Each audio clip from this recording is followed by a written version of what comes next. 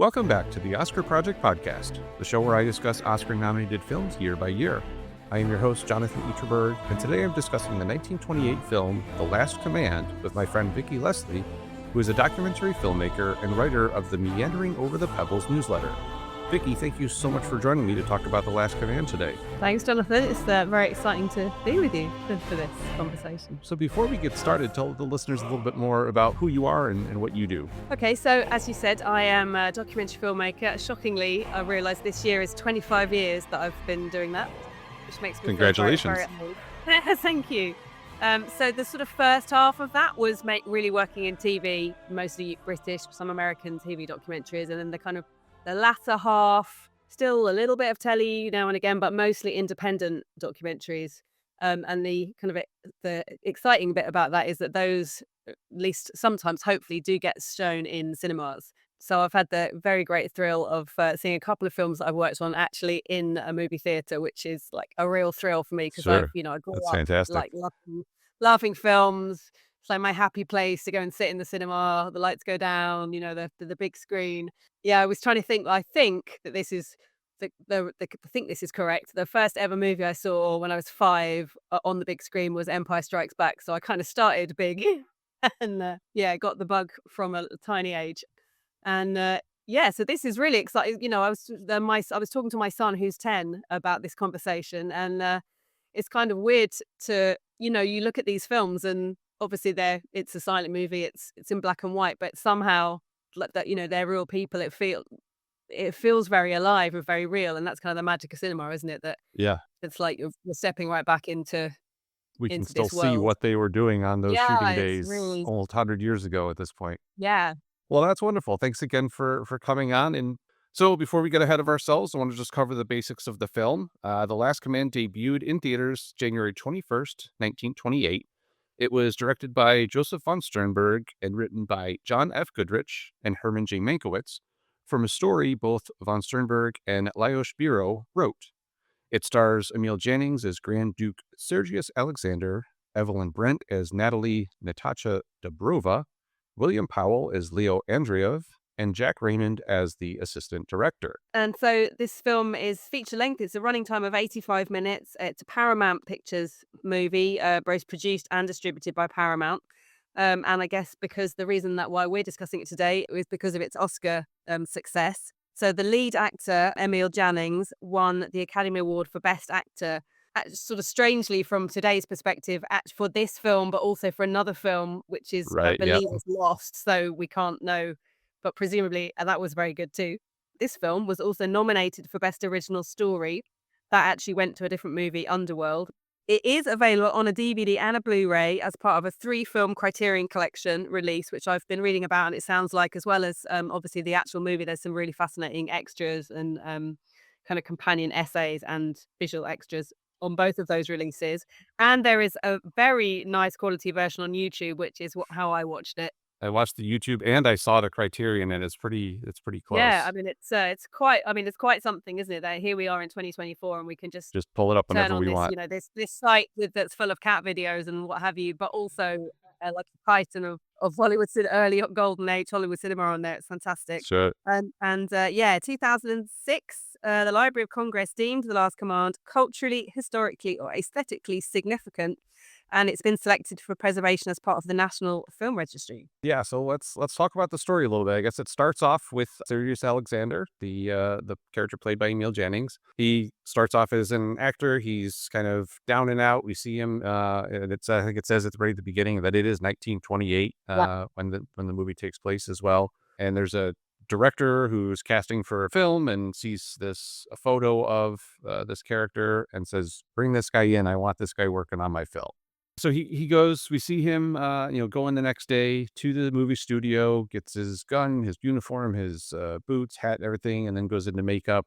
And he sees there's a guy next to him in the makeup room who's kind of frustrated because he's got this tremor, this shake. And the Duke says, "Oh, I experienced a great shock in my past," which kind of brings us back to the rest of the story. Yeah, so the bulk of the film is in this extended flashback, although there's some kind of ambivalence, which I guess we'll talk about, that the sort of framing and the flashback, in some ways are confused and similar, both visually and, in terms of, what the flashback shows and what the movie, this Right. Hollywood movie that the guy is filming, is about. But in the extended flashback, we're back to 1917 in Russia at the start of the Russian Revolution. And so our kind of bomb actor that we've just seen with the twitch, who's had a great shock, is revealed to be the Grand Duke, who is the cousin to the Tsar and the head of the Russian army. So he's a big important guy, Yeah, he's a big wig. and he's dressed in very grand robes. And I think that that the costume scene becomes very significant through this movie. Yeah. And so he's investigating a couple of actors. I mean, there's so many kind of interwoven interesting parallels between Right. the Yep.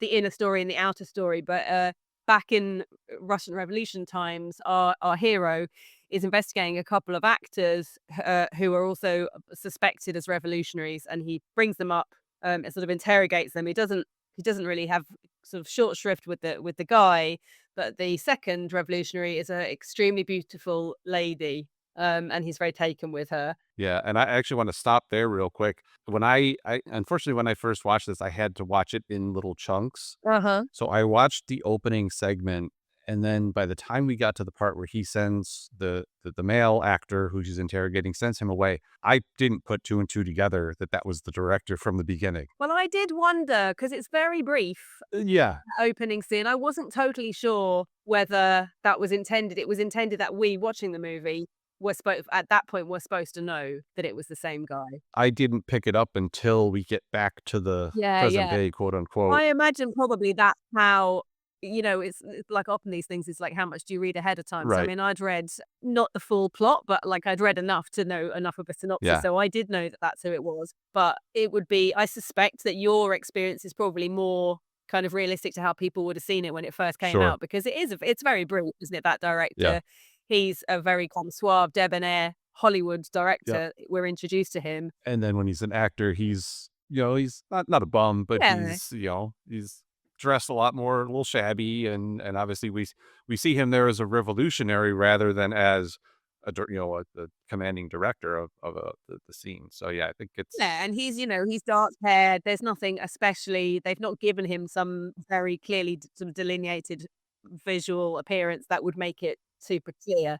So yeah, that's an interesting one. So yeah, I did know. So I wonder if that changes the experience of watching it. But so you mentioned the woman, obviously, they and this I couldn't get over this either, that the fact that, yeah, okay, we're gonna send your friend away because he's a revolutionary, but you're pretty, so you're okay. You can come with me and be right at the front lines of the military as we fight yeah. the people that you're a part of. And she, I mean, her face, sort of all the way through, really, is just very.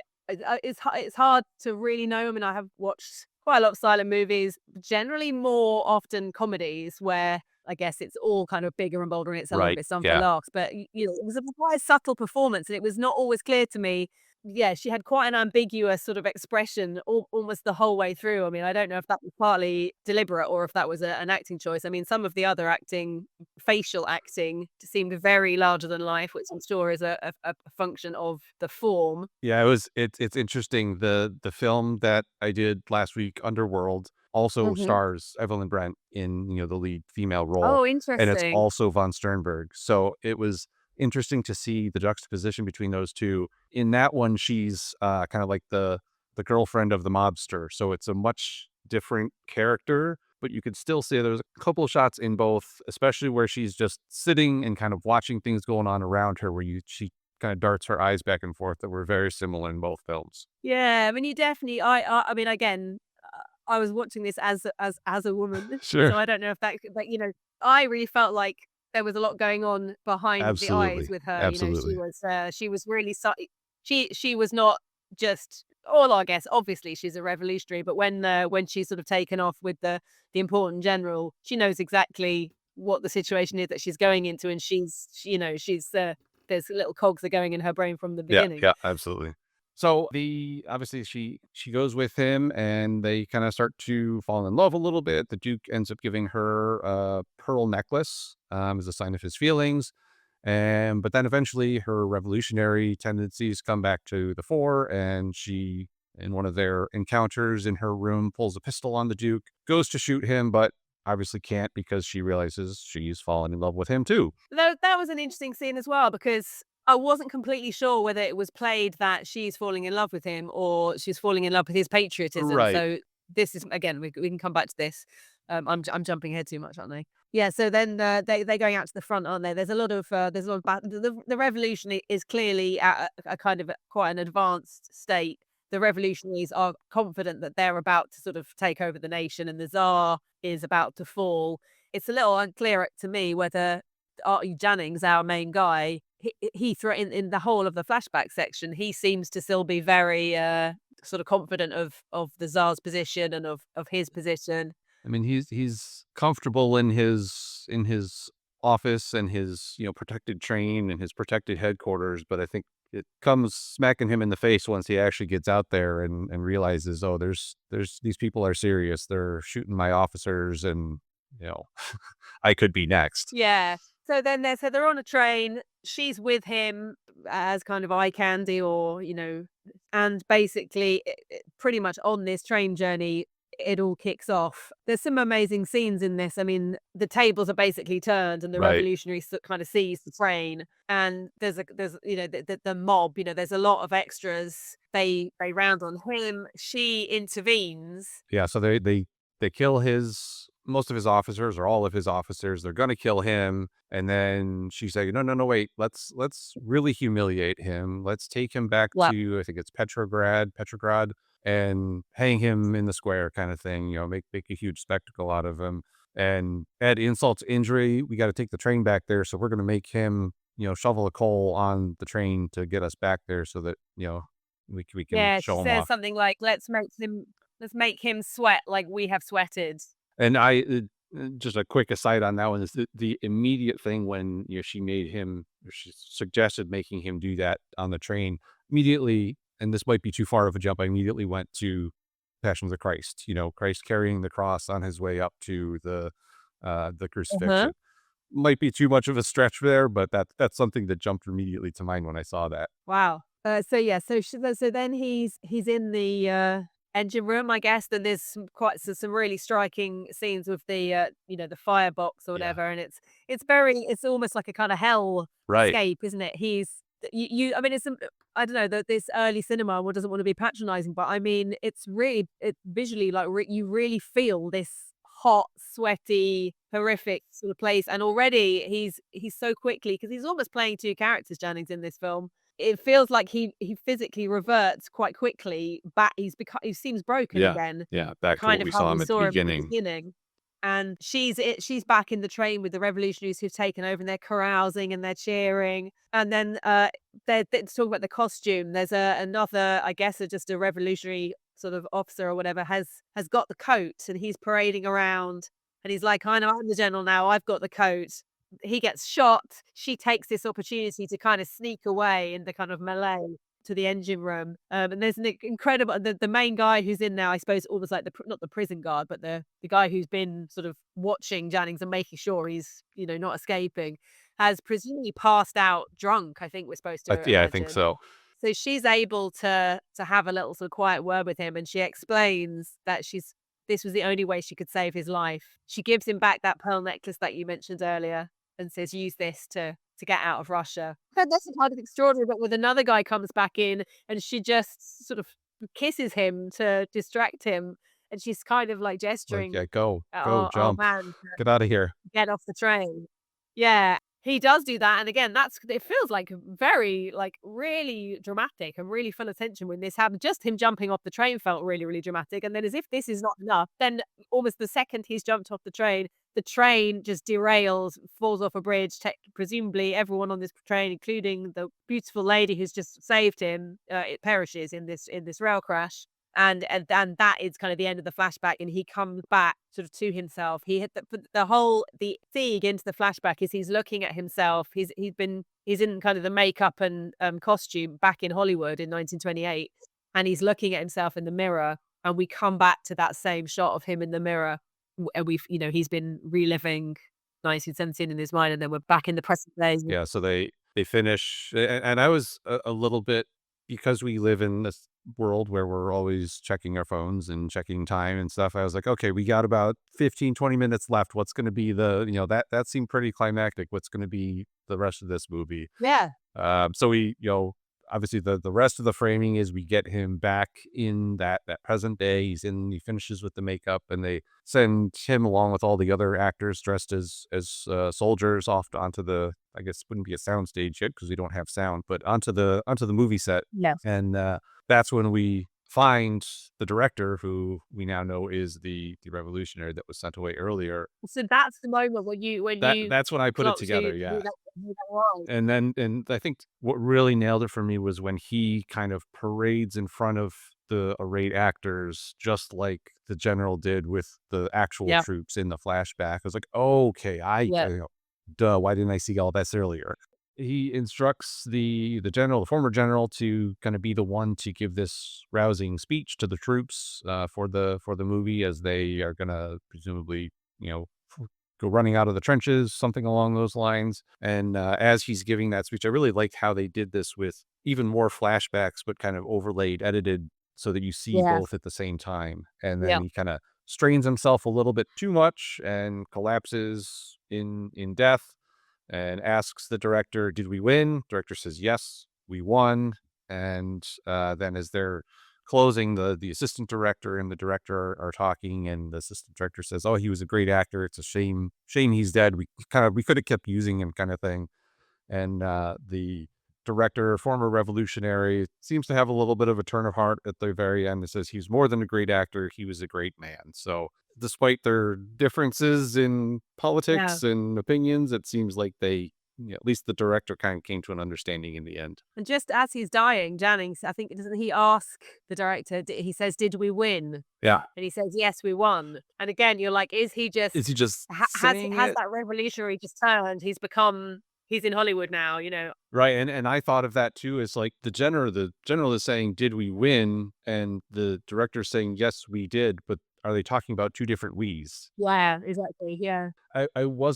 This wasn't one of my favorite film, and we'll get to kind of final thoughts, about personal thoughts about it, towards the end, but it wasn't one of my favorite movies ever, but I did enjoy that ending quite a bit, if I'm being honest. Yeah, I felt like it went by quite quick. I don't know. When I saw, I'm not a huge fan of kind of war movies, military movies, and obviously it's not really a war movie. Right. It's a movie about, kind of acting and reality and a lot of other things. But fundamentally, it's set during a conflict. But I didn't find some of the things that I don't always love about kind of battle scenes and things. And there was not fighting scenes, but big mob scenes and with guns going off and things. But I still found that kind of very absorbing. Maybe this because it was so early. It was before some of those tropes that I've not always like sort of play by work fix. It went by clips and longs as a viewer. It wasn't. It was very engaging. I like that you mentioned the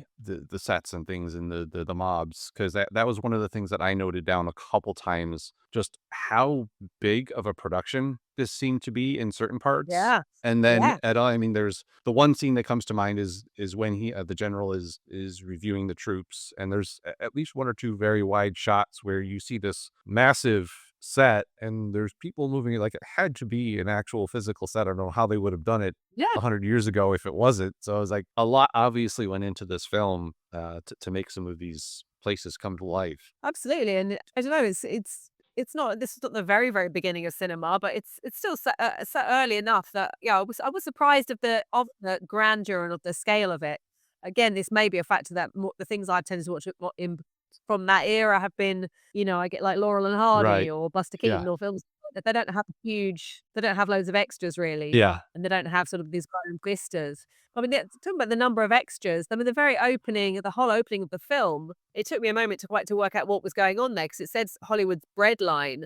First of all, I thought it was like a food kitchen or something, but then I caught up and you've just got this mass of people behind the gates, I get into the Hollywood studio, and they're throwing it packets of costumes. Right? For a moment, I thought maybe it was food, but there were so many people pressed up against that gate, I guess, to go and be extras in the fictional Hollywood movie. But then the sheer number of extras in this movie that we've watched, I guess, would bear that out. That they had the resources to throw a lot at Yeah, this, you know? everybody wanted a shot at making it on the big time, so Yeah. I'm sure they had lots of people to pick from. So typically in the past when I've covered these, I've talked individually about some of the individual contributors. Obviously, I talked last week about Evelyn Brent, mentioned her in Underworld.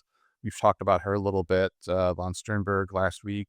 I didn't know much about von Sternberg until I saw these two films of his, Underworld and The Last Command. So he was new to me. Had you seen any of his work before? No, I was not familiar with him. I don't have too much else to add on him. Obviously, Jennings is the main star of the film. It's his film, and I can see why they would give him an Academy Award. I don't think something like this would earn him an Academy Award these days, but certainly at the time, No, I mean, it was very interesting and a really interesting reading about this character and, the interplay between yeah, life and art, which the movie is about. So he was like a very famous actor already, but he was a German actor. So he was a stage actor from what I could read about him predominantly. He had done quite a few films by this point, but really his background was in theater. And, and you could see that. I think it was a oh yeah, very stagey, over the top kind of performance. But then such an interesting follow on that because he was German and he didn't really, like a lot of actors, he didn't really survive the transition into sound in his case because of he had this very thick German accent. So he returned to Germany and basically ended up doing like Nazi propaganda films and was never able to work again. So this, I mean, obviously von Sternberg didn't know that at the time, but for us to watch that yeah, now, yeah. it's Puts a like different this whole perspective on it. extra layer of kind of, yeah, of sort of like the reality of the actor and their life and the kind of, I don't know. It's just I found that very interesting. I mean, I've read about that afterwards, but amazing face, like an incredible kind of haunted eyes at the beginning, like, Yeah, and I was only just watching that on my TV at home, but I can imagine if you were, seeing these big close-ups of this guy's face sure. actually on a movie screen, he had a huge, very, very strong Yeah, presence. and I noted too in my notes as I was watching it that I just wrote down method acting, and I actually went back and I saw a quote from I think they said it was a quote from von Sternberg's biography, and he said, I'll read this quote. It says, "On the days Jennings played the extra, he scraped on the door meekly, hoping that his servants would hear him.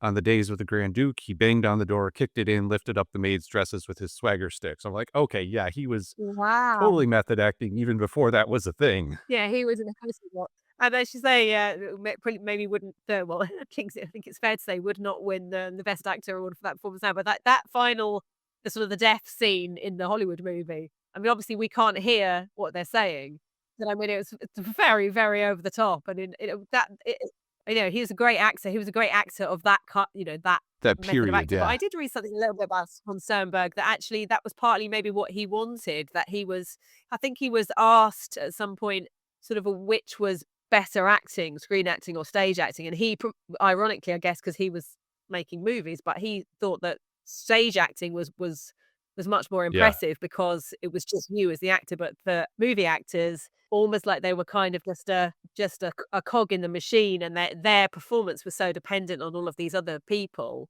that maybe that was some of his interest in kind of not sending up, but I guess critiquing or kind of, and I suppose he is doing that a bit here, isn't he? That just this guy in this movie, he's not an actor, is he? He's a former soldier, he's a former military man, and he's become a great actor. What does that say about acting, Yeah, yeah, there's definitely a little bit of, critique, almost a kind of veering towards parody, I felt like at times, Yeah. but, definitely they're trying to make it serious with, with the story itself. So the other one that I haven't really touched on is William Powell. He was the director, Yes. again, someone that I didn't really know. I'll actually be talking a bit more about him in later episodes. He was nominated for 3 Academy Awards in the 30s. So once I get to the 30s, we'll be talking a little bit more about him. Okay. But his role was obviously relatively small here, but I thought he was Yeah. pretty good in this position as well. Yeah, I agree. I mean, maybe even more so than Jennings, like his two characters felt very, very different to the Hmm. extent actually that you mentioned it didn't even spot that connection to start with. I mean, I suppose in the flashback, his role is that much smaller. We don't Yeah, see a huge amount of he's on him. screen for a minute or two, whereas in the main part, obviously, still only 5 minutes or so. But Yeah, to be, I can imagine to be facing off against someone who was as big as Jennings was obviously a tough sell for someone. Obviously, he looks yeah, much younger. I forget the exact ages, but it seems like he's a younger actor, maybe a little bit less experienced, but he certainly is able to hold his own against Jennings in those scenes. definitely. So I know at the time, I always like to bring in some reviews into the conversation. Oh yes, definitely. I One of my sources that I always go back to is Variety because they were around then. The Uh huh. Variety review that I found, it said plenty of direction and as much photography, and that the titles were perfectly placed and phrased with a couple of laughs. Yeah, I had a couple of laughs, so I suppose they're correct. That's And then I think you mentioned the Criterion write up as well. Called it a witty send up of the Hollywood machine, featuring virtuoso cinematography, grandly designed sets and effects, and rousing Russian Revolution sequences. there's the score as well. I felt that the score was sort of quite overblown, but again, I wasn't too sure if that was just that was the style of the time that I wasn't so familiar with. I mean, it took me Yeah. a little while at the beginning to quite get used to. It almost felt like a kind of musical because I guess that's where you're where I'm more used to watching that level of constant music in a movie. But, percussive beats on like actual actions in the scene. It took me a moment to kind of get used to that. Yeah. And I think the score that's on the YouTube version is the one that is from the Criterion disc. And on the Okay. Criterion disc, I actually found it at my library. There's two different scores. I only had a chance to Oh, listen to really? one, Interesting. but I'm curious to go back at some point and watch the movie with the other Yeah, score and see how it changes some of those yeah, scenes. definitely. And cards as well, like the writing, the bits that were not the dialogue bits, were quite sort of florid. Some of the sort of florid Yeah. language in a scene setting. And it's interesting too, in terms of the cards, just going through this first Oscars, which is really the only one where we're going to see much of title cards, because once we get past the first Oscars, everything is sound. Yeah, But seeing the variety of how the films deal with those title cards, I thought this one, they were fairly regular. I mean, we got decent amounts of dialogue and some background information, but then I'm thinking back to one of the first films I covered, The Circus with Charlie Chaplin. There's hardly any title cards. Everything is the yeah. action that Chaplin puts on screen. So it's just interesting to see how the different directors handle that based on the material. Yeah, I think that's probably because, like, yeah, saying I've watched quite a lot of Chaplin or Buster Keaton movies where so much the storytelling is in the action, and I was struck at sometimes in this that we had quite long scenes where clearly the actors were talking to each other, and then a one card would come up with just like one quite short line, which is an overall summary of a whole scene, and yeah, that struck me because I don't think I remember seeing that so much in some of those other things, but that's probably because there's less requirement perhaps for Yeah, they that. can tell the story a little better with the actions, and it's not Yeah. so dialogue heavy. So going to the Oscars themselves, obviously this was you mentioned at the top, the first Best Actor winner went to Emil Jannings for this and for The Way of All Flesh. I actually read a story that said the original actor who received the most votes for that first Oscars was Rin Tin Tin, the dog. Fro Yeah, I from saw that as from well. what I read in that, they also said that rumor has been debunked. It's actually not true, but I think it's still a fun thing to think of, that this great actor that everybody agreed was one of the best still got outquoted by a dog. Well, it sounded like the background because I saw that as well. I was like, "What?" But it sounds because again, like for us now, like the Oscars is this venerable, it's the pinnacle of movie awards. But this is the first ever Yeah. Oscars, so Nobody nobody knew kind what of to knew do. what the Oscars was. It didn't really mean anything. And not only did it not mean anything, some people were like, "What? Like, why are you giving prizes to movies?" And so from what I could understand, like that's ultimately where this rumor about Rin Tin Tin came from, that an executive at Warner Brothers who was not really on board with the whole notion of having an award ceremony had kind of, it was his way of cocking a snoop at the whole concept, and he'd written Rin Tin Tin down to win every category, I think I read. And then that somehow that, through in the way that Chinese whispers and urban legends are Sure. born, that Just it had become the expands from story. But there. yeah, it's a pretty fun. I mean, I was not familiar with with this dog until Hollywood's greatest canine Yep. star. Yep. Well, first in the long line of canines, you've got Rin Tin Tin, you've got Well, of Benji, course, yeah. you've got I don't know if John Wick's dog falls into that since he expires pretty early on, unfortunately. Yeah, yeah. The other thing I thought was kind of neat was the actual physical Oscar that Jennings received is currently on display. You can see it at the Berlin Film Museum if anyone is in Oh, Berlin. fascinating. So that's going to have to be a destination at some point in my life because I have never been there. Definitely. You need a photo of you next to That's that, don't right. you? That's right. Any other little fun facts that you found out as they relate to the Oscars? Not about the Oscars per se, just yeah, the Rinse and Tin thing was very interesting, and just all the stuff the not the backstory. What's the opposite of backstory? The afterlife of Jannings, really. Oh, and also with his relationship with Marlene Dietrich, Yeah. in relation to that Nazi stuff. He went on to that was probably his other, I guess, big film subsequently that he made with her. It was a little bit unclear for me the timing of this, but she'd become a US citizen. So during the Second World War, she was doing quite a bit of, anti-Nazi campaigning or whatever in the States.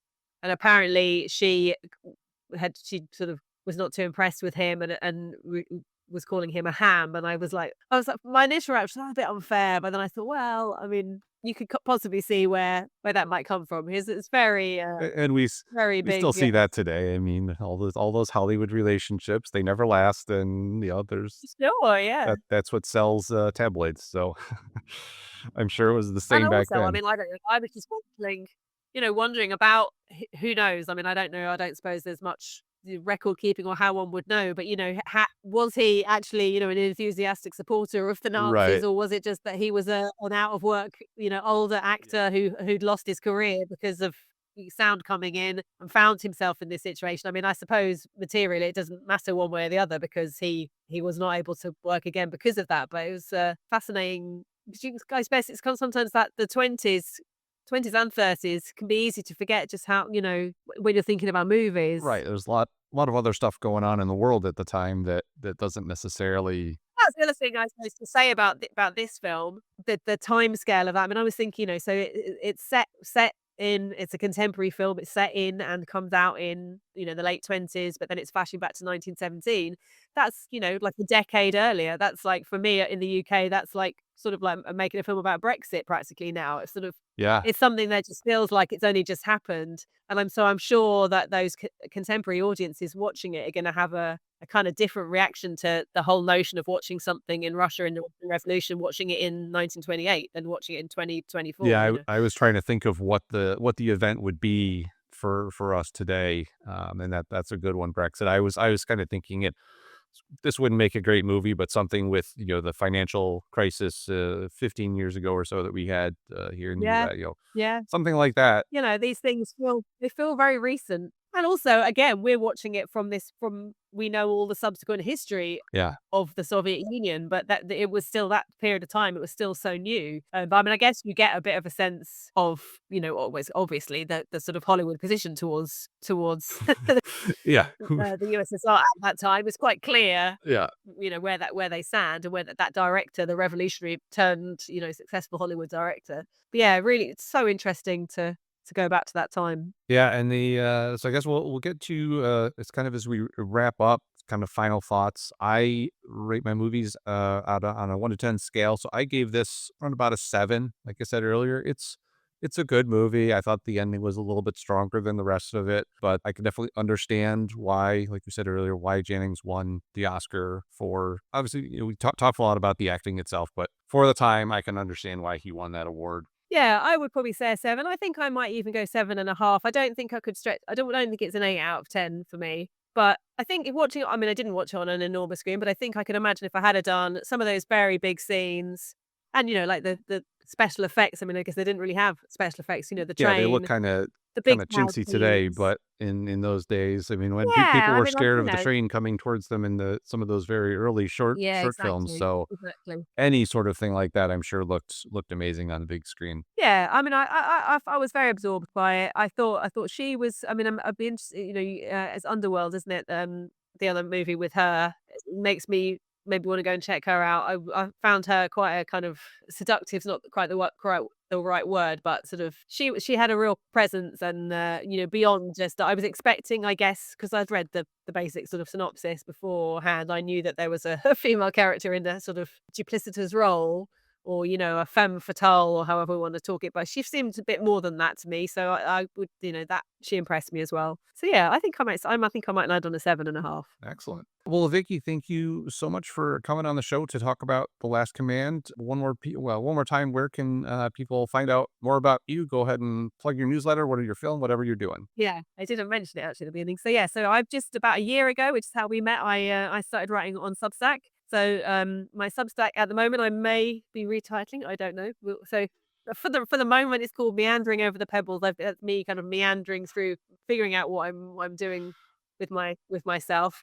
Largely because I spent about 10 years making sort of one big film, which I should plug, which is called The Atom: A Love Affair, which is a history of the nuclear energy industry, told as a kind of turbulent on again, off again romance. And it's on Netflix if you're in the UK or Europe.